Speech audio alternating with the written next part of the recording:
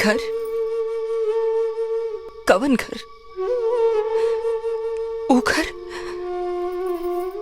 जेकरा की मंदिर समझ के हम पूजा कैली और वह मंदिर के देवता हमरा पे लांछन लगा के हमरा के घर से बाहर कर दिले।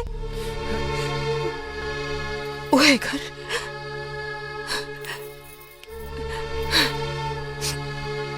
एक औरत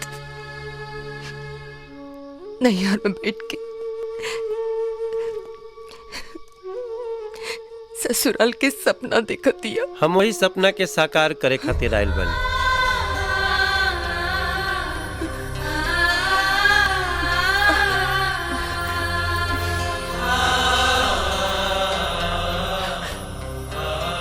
पति के रूप में परमेश्वर बन के नहीं।